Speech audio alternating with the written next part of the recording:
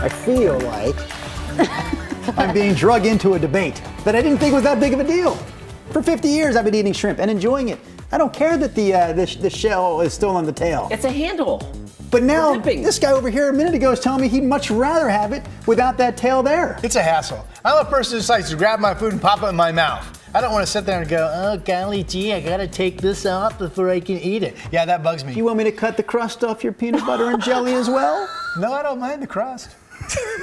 But if you could spread the peanut butter for me, that would be lovely. You feed you your Bob's Red Mill oatmeal this morning? Triangle while you're at it. Take it. I like to be pampered. Raise your hand if you're with me. Okay. Pretty shot. These clouds you see are not marine clouds. They're actually spilling up over the Cascades, and there are showers in eastern Oregon this morning. Not many, but some.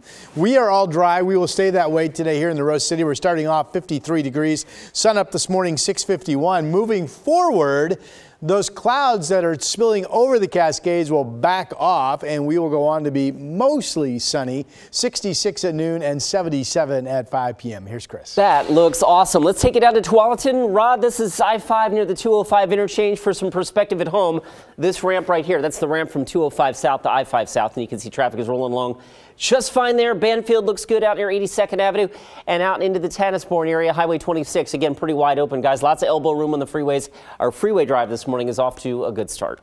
All right, thank you, Chris. Back to our top story this morning. The FBI is investigating what it's calling a second assassination attempt against former President Donald Trump in a span of just over 2 months.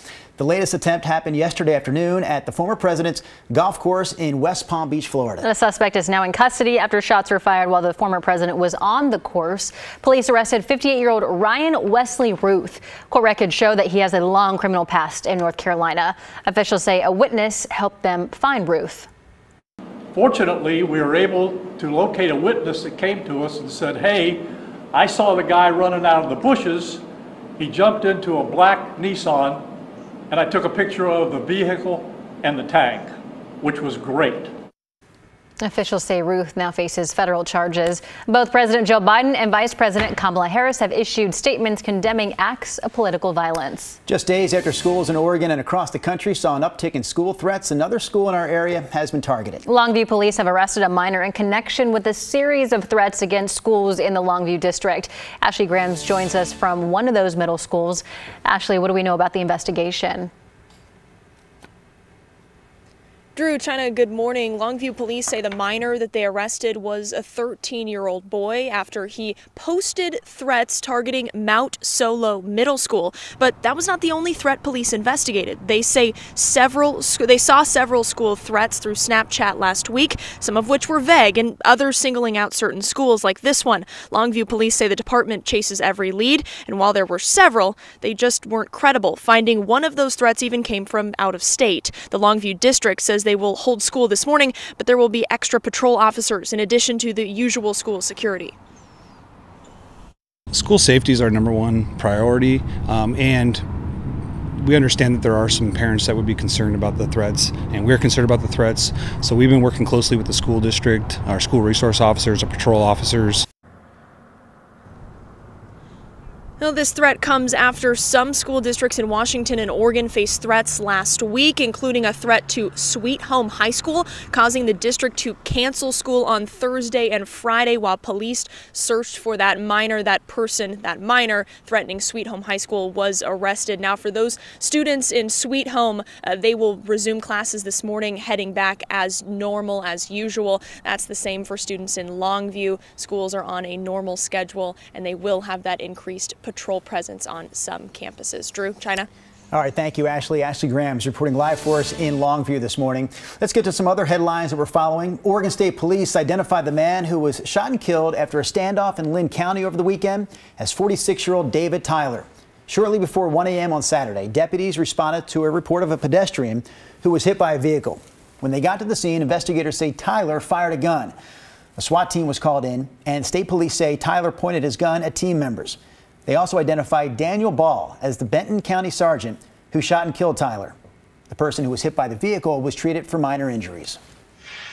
The Multnomah County Sheriff's Office released new details on a deadly two-vehicle crash that happened Saturday morning in Gresham.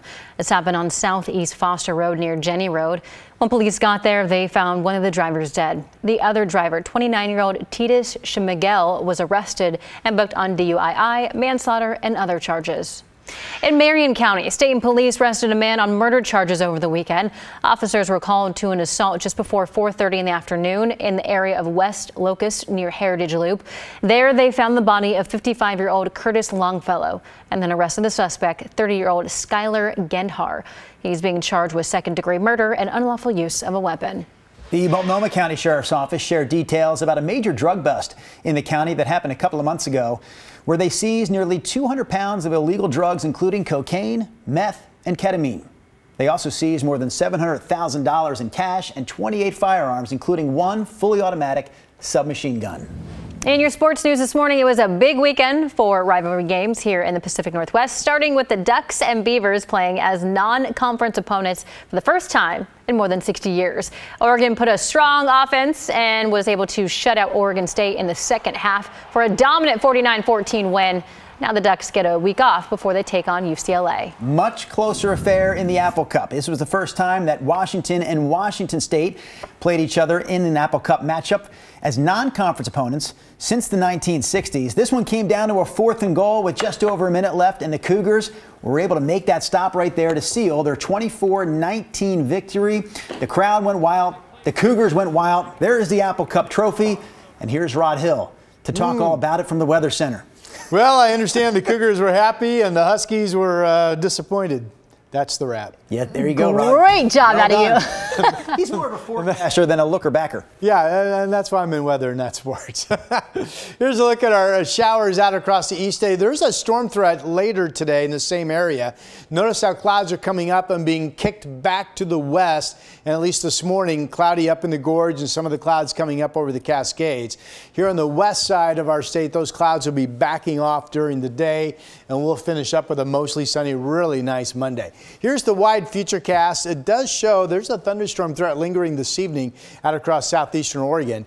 Now, tomorrow, different story. We get the Monday sun here at the coast in Portland and Salem and Vancouver. But tomorrow we wake up to cloud cover. Rain develops in the AM hours along the coast.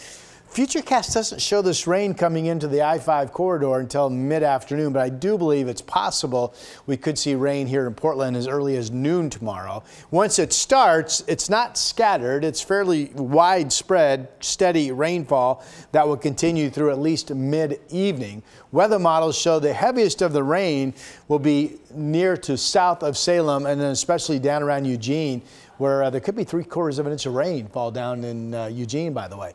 Pretty shot this morning. Mount St. Helens on the far left of your screen, partly cloudy skies. Again, these are clouds spilling over the Cascades into the valley this morning. 53 is the number out of PDX. We have another start in the 40s for many of you, including Tigard at 47 degrees this morning. Dallas is also at 47. It's 52 down in Corvallis. Our forecast maps for today, that thunderstorm shower chance out east. Otherwise, mostly sunny skies here on the west side. Portland getting up to 77. The rain tomorrow, a lingering shower Wednesday morning. Then after that, it's all quiet weather Thursday through Sunday. Each morning potentially has morning clouds, followed by afternoon sun and highs in the 70s. And that is your forecast.